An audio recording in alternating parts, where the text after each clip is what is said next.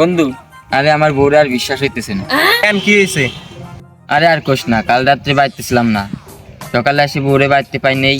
দুপুরে এসে বললাম কই গেছিলা, বউ বললো কি যে ওর বোনের বাড়িতে নাকি বেড়াইতে গেছে। তাইলে আবার এখানে অবিশ্বাসের কি হইলো? আরে কাল রাতে তোর বোন আমার সাথে ছিল।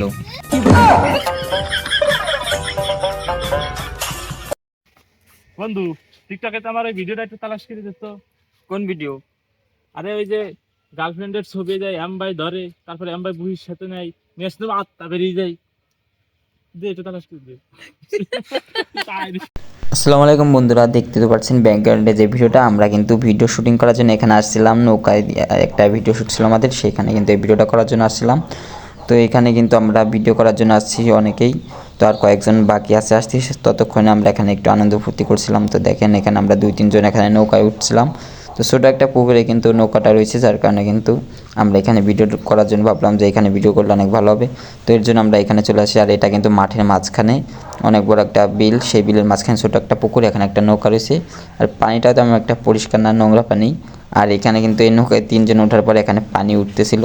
তো আমরা 3 জন আসছি, আরও ভিডিও করার জন্য আরও লোক আসছে। তো ওরা আসতে আসতে আমরা ভাবলাম যে আমরা একটু নৌকা নিয়ে ঘোরাফেরা করি। তো এখানে কিন্তু আমরা নৌকা নিয়ে যে ভিডিও আমি এখানে রেকর্ড করতেছিলাম আর কি। আর এখানে পানির অবস্থা তো দেখছেনি, কাটা গাছগাছালি দিয়ে ভরে রাখছে যাতে এইখানে কেউ নৌকা নিয়ে ঘোরাফেরা করতে না পারে। তো আমরা 3 জন যখন নৌকায় উঠি তখন কিন্তু নৌকাটা অনেক নড়াচড়া করছিল।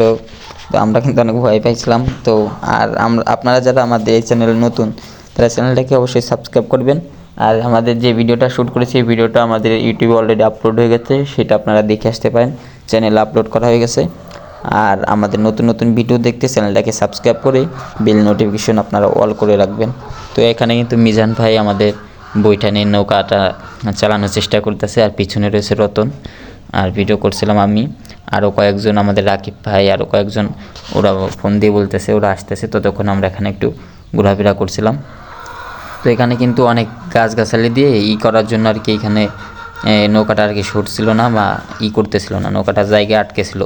তো আমরা এখান থেকে চালানোর চেষ্টা করতেছি, যতক্ষণ না পর্যন্ত আমাদের টিম মেম্বার না আসবে ততক্ষণ আমরা এখানে একটু আনন্দ ফুর্তি করতেছি। তো আপনারা চাইলে এই ভিডিওটা দেখতে পারেন আমরা কীভাবে শুটিং করি, আপনারা একটু ধৈর্য সহকারে ভিডিওটা দেখেন। মাথাটা আমি করে নেই এই পাশ দিয়ে। যদি সরা লাগে না তো আমি তো সরাইতেছি না, আমি তো গুঁতো দিতেছি না। তুমি তো পারবা না, কারণ তুমি তো বলো এখানে সায়েন্সের নিউক্লিয়ার বোম পড়া লাগবে।